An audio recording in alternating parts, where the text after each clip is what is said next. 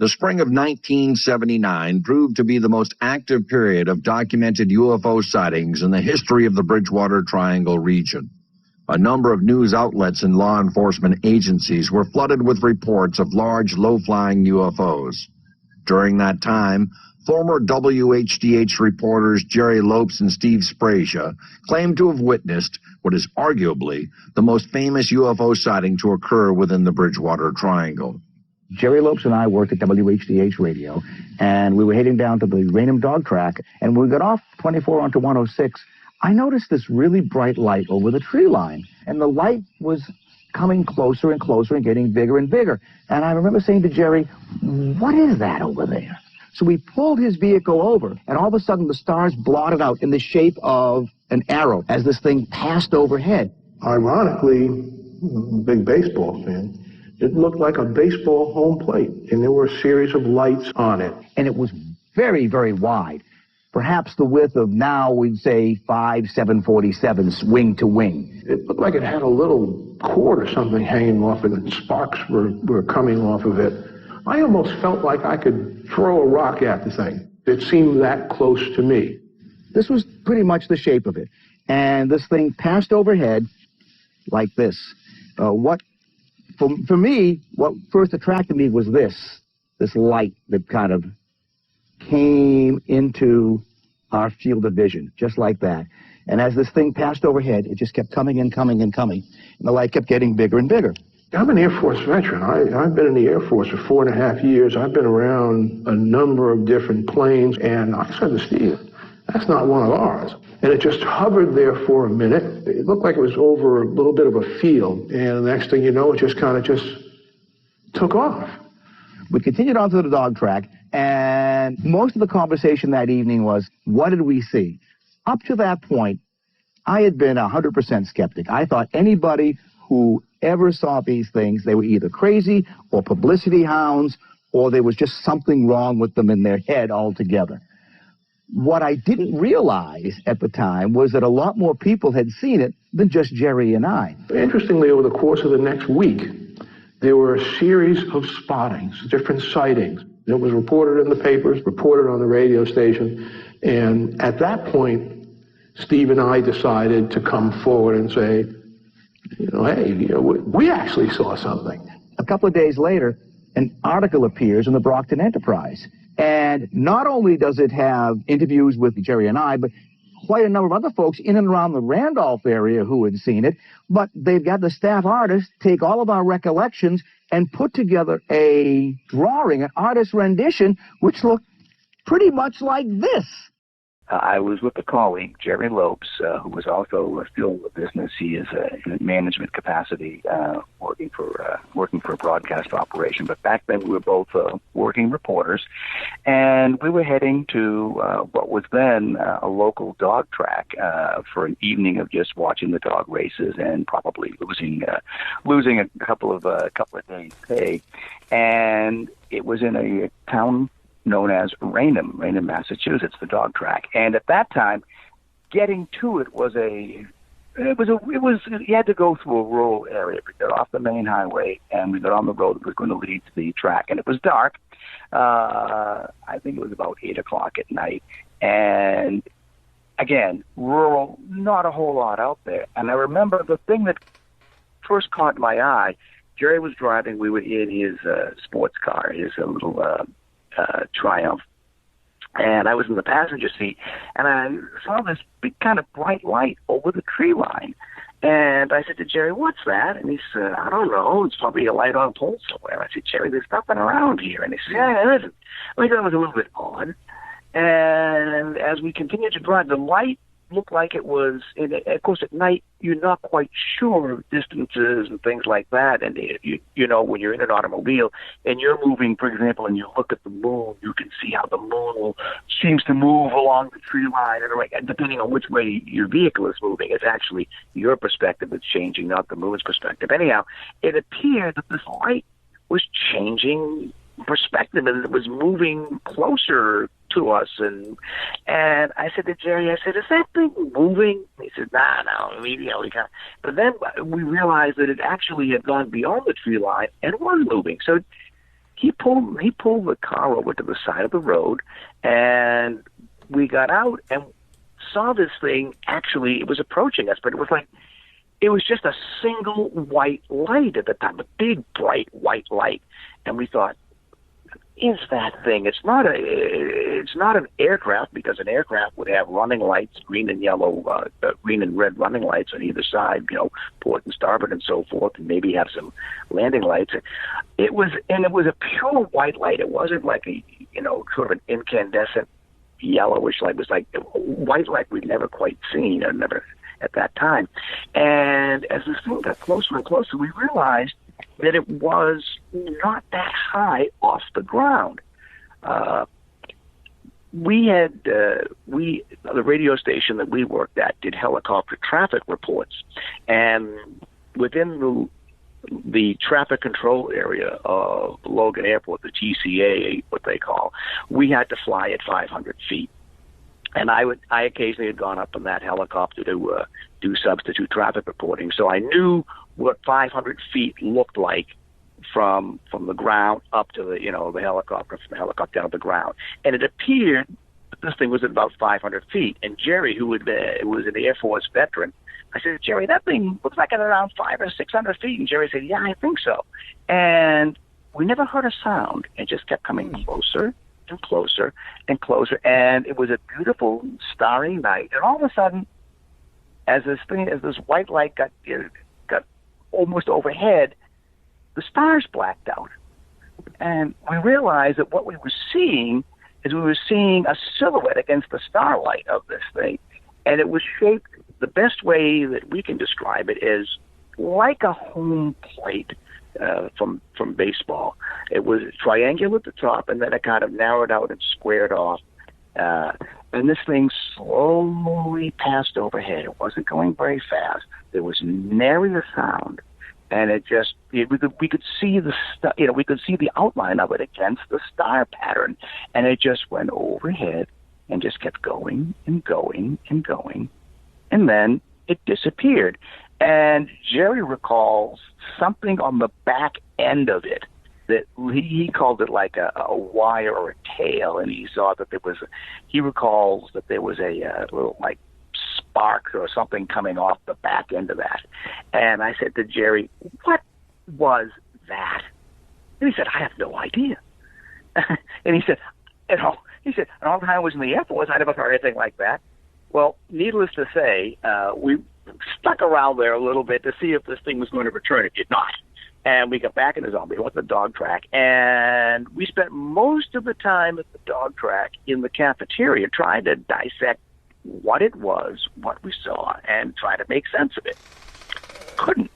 If you took 3 747s and put a wingtip to wingtip, that was my estimation of how wide it was at its widest point. Now, of course, in the dark, it's really hard to tell distances and so forth, so that could be off. But that was my impression. The 747 was an aircraft that was flying at the time, and it was a good frame of reference.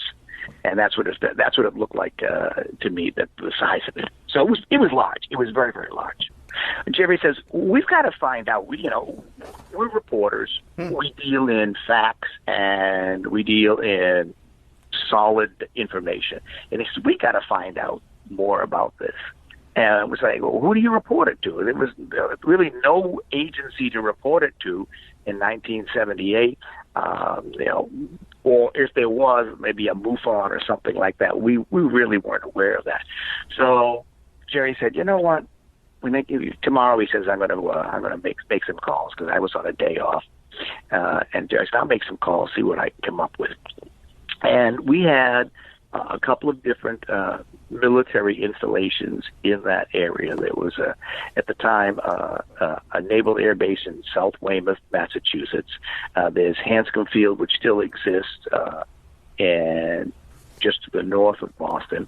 And there was also, of course, Logan Airport, which is a major international airport. All of them have radar, and the FAA obviously has radar. So Jerry began trying to make some calls to see if anybody had seen anything, and if it reported anything, if anything had showed up on radar. It was nothing, absolutely nothing. And he told me the day after that, when I came, he said, Stevie, I can't, nobody has any information on this at all. And he was trying to figure out, these are the days before the internet. So if you wanted to find a source for something, you had to dig through paperwork and so forth. Or you had to, look in a book or an encyclopedia or something like that, or, newspaper. And he said, there's got to be some place we can report this stuff. And we sort of let it delay at that point. And then, dun, dun, dun, dun, oh, no. It happened again. And the second time, in those days, I was a runner, and I lived in a city called Newton, Massachusetts, which is just outside of Boston, maybe about 5-8 miles outside of Boston. And it's about 8 o'clock at night. I used to run at night, and I'm running through the neighborhood, and the Massachusetts Turnpike, Interstate 90, was near where I lived, and it was a nice road that ran parallel to the turnpike. It was good for running. It had lots of hills and so forth. It was good for fun. And I'm running along this, and you can see the aircraft that would come out of Logan Airport. A lot of times, depending on the wind, their takeoff pattern would be, along the Mass Turnpike, and 1,500 feet or whatever it is as they're climbing to altitude. And so I'm, running along the adjacent to the turnpike, and I see, light in the sky, whatever, and it's like, okay, just another aircraft. And what I notice is that I'm not hearing anything as this light's getting closer and closer. And I actually stopped running because I said, could that be the thing that I saw the other night? And sure enough, came overhead. Wow. Same thing. Low, 500 feet, about the same altitude. Just kind of moving along very quietly.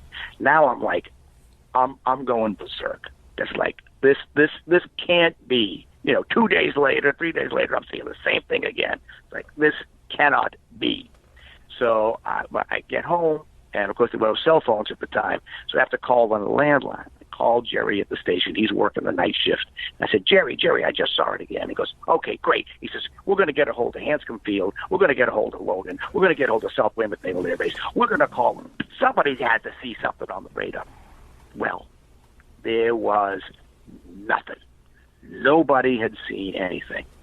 And now I'm like, I must be nuts. I must have some kind of brain aneurysm or something. There's something wrong, because it's got to show. Technology says it's got to show up on. It was within Logan Airport's TCA, for goodness sakes. It had to show up on there, but it didn't. So it's like, okay. Now, flash forward a couple more days. Jerry lives in a community known as Braintree. That's a little south of Boston. It's about 50 miles south of Boston. He's over visiting a colleague's house, and he leaves about 1 o'clock in the morning. And as he's driving back, he sees the light in the thing again. And Jerry, because he's mobile in his automobile, and he knows the town, he knows the police station is nearby, like within 4 or 5 miles. He makes a U-turn. He drives to the police station, kind of keeping his eye on the thing. Gets to the police station, runs inside, identifies himself. He says, "Come out here." And there's 3 officers at that time of night. They all come out. The 4 of them stand in the parking lot. 3 cops and Jerry, and they watch this thing slowly going by. And Jerry says, "Are you going to chase it?" And the cops, "No." So now. What they did do is they put a police report on file. Citizen comes in, reports this, we observe, blah, blah, blah, blah, blah, puts it into there. What happens next is, and you have to recall, these are the days before the internet, so that people in one place didn't know one town didn't know what was happening in another town and so forth. There was really no clearinghouse, if you would, like the internet is a clearinghouse. If I put a tweet out today, a gazillion people see the tweet, and they retweet it and it goes viral. There was none of that back in those days. But there's a police report on file, and that becomes significant for the next part of the story. What happens is there's a local police reporter for a newspaper, and the Brockton Enterprise, the regional paper. she does her usual checks. She calls all the police departments within her jurisdiction, 10 or 12 different departments, and something that all reporters do. Anything happening, anything interesting, you have any, and they tell her over the phone, no, we had this break-in, and we had this, whatever, and Braintree police tell her, yeah, these two guys, this radio reporter comes in, and he here's the journal entry, we saw this thing, whatever. And she calls another police department at one point, and they report something. Somebody had seen something similar. Another police department, somebody had seen something similar. Now she's seeing a pattern here. So she starts calling every police department within that area and pulls maybe 8 or 9 different police reports from different communities of people who reported this. She calls Jerry, does a little interview with Jerry. She calls me, she does a little interview with me. She calls some other people who saw it. She writes an article for the newspaper. When the story shows up in the newspaper, there's a artist rendition that they had the staff artist come up with a rendition, which was a pretty good rendition of what it was. But now all of a sudden, Jerry and I realize that a lot of people in southeastern Massachusetts saw this thing. It wasn't just the two of us. And all their descriptions were pretty similar. So now it's like it's becoming a bigger mystery. There's an actual newspaper article on file from 1978 that has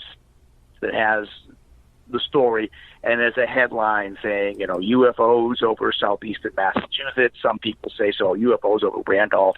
And there's like I say, an artist's conception of this thing, along with some stories of who saw it and what they said. So it's like, so now we realize the newspaper is the internet of its day.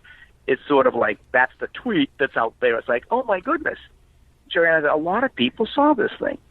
Well, we fool around with it for a little while, trying to research it, trying to find somebody to report it to, whatever. Nobody sees anything, and we kind of it becomes, it doesn't go viral because there's no way for it to go viral in those days.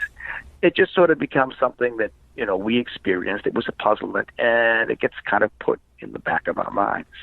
Now we move to the 1990s, and over Belgium, there's a large UFO flap. And if you look to this day on the internet, you can find images that people were taking photographs. Hundreds of people in Belgium saw these triangle-shaped, or if you will, home plate-shaped things. There's a pretty good photograph online of something, and it starts to look at a triangle at the top, and then it kind of moves out to a square and becomes a home plate shape. But there's there's a lot of reports of these things, and by this time I'm in TV and Jerry is working in New York City, and I call him and I say, Jerry, I said, have you? And at this point, some of those photographs are in magazines and newspapers. There really was no internet yet. There was the way we think of it now. The internet did exist, but it wasn't quite. It was the World Wide Web wasn't what it is now. And I said, Jerry, do you see these things in Belgium? And he says, yeah. And I said, that looks like, and he finishes the sentence, what we saw years ago in Raynham. It's like, yeah. I was like, okay, so, it's been around. But the thing that always puzzled us was why it never showed up on radar. Why was there no physical evidence? Why did it never show up on radar? Well, now you got to push ahead into the late 90s, early 2000s, and all of a sudden, the military reveals that it has stealth technology, and the military Pentagon releases this weird-looking photo of the B-2 bomber, but it's like, you can't really, it was intentionally shot, so you couldn't really tell what the heck it was. Sort of things with, little cutouts, zigzags, and so forth. Well, in doing research on that, I find out that there was a project called Half Blue, which was the stealth technology project. And Half Blue, actually, they began working on it back in the mid-'70s. And so it's like, okay, could this be something that we had, that they were experimenting with stealth technology back then, and they were just flying it over populated areas, more rural areas, but with where there was, military radar and civilian radar and so forth to see if it worked. That was a thought. But again, these things do not appear to be something that, as we've seen many now into, 2020, there's lots and lots of reports of triangles, low-flying triangles, almost like they're mapping something. Who knows? But these things still exist, and it does not appear to be any kind of technology we have. What it was, I don't know. To this day, I can't tell you. Little bits and pieces of the puzzle have now, fallen into place. The Belgian flap, more people than just a few in Massachusetts have seen this thing. The stealth technology. If we can come up with the stealth technology, certainly somebody flying a craft like this could certainly have a stealth technology. I mean, the Hudson River flap was very much like what we saw. And the thing that amazed me was this story pretty much died back in the late 70s. It was a newspaper article, and it just it splashed for a day or two, and then it died. And Jerry never really talked about it to anybody. I never really talked about it to anybody. It was just something that we experienced. Yet every time there was something similar in the news, we would, individually, we would kind of research it and say, yeah, somebody else saw something. That's kind of like what we saw, whatever. But until 2012, I really had never spoken publicly about this because it wasn't something that was something that I want. I just didn't. I didn't think it was worth talking about. And in 2012, a television reporter at Channel 10 in Providence, R.J. Heim, he did a weekly series called the Freaky Fridays, and he used to do the series about the Hockomock Swamp in Bridgewater. Well, the Hockomock Swamp, as a youngster, I grew up in a town called Duxbury, which was also in southeastern Massachusetts, and we used to know Bridgewater was a couple of towns away, maybe 15, 20 miles away. We used to talk about as kids, the scary. It was the urban legend of kids, the scary swamp. Bigfoot lives there. Weird things happen when you go to the scary swamp. And the Hockomock, I think, is an old Native American name, which means strange happenings or something similar to that. Anyhow, he used to do these Freaky Friday stories, and the Raynham area was the swamp is partly in that area. Anyhow, somebody found the old newspaper clip from 1978, gave it to him, and he tracked me down in Raleigh, North Carolina, and we did an interview via satellite about this thing, and he put a story out there. And the story was then later seen by a couple of producers, local guys who were doing a story on the Hockomock Swamp. They called it the Bridgewater Triangle because the town of Bridgewater makes up a large part of that.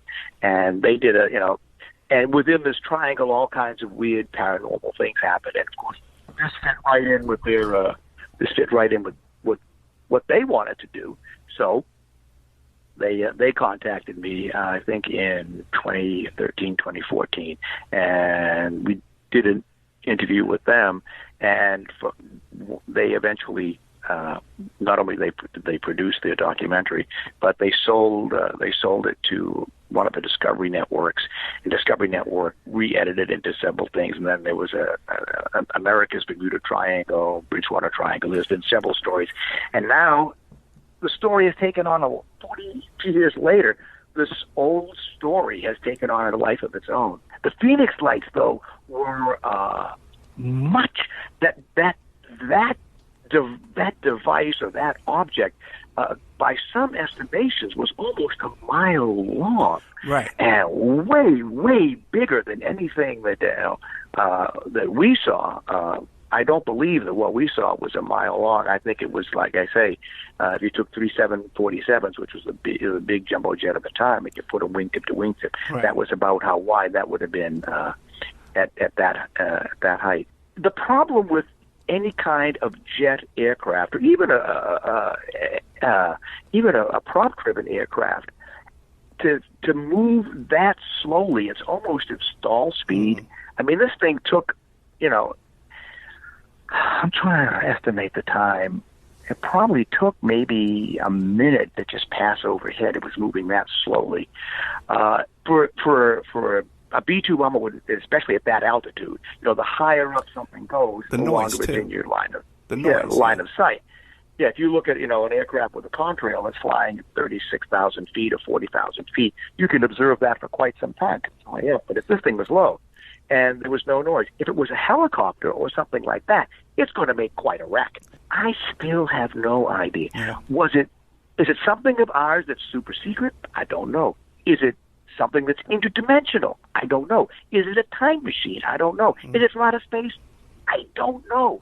I would love, before I die, to find out the answers to it, just for my own personal satisfaction.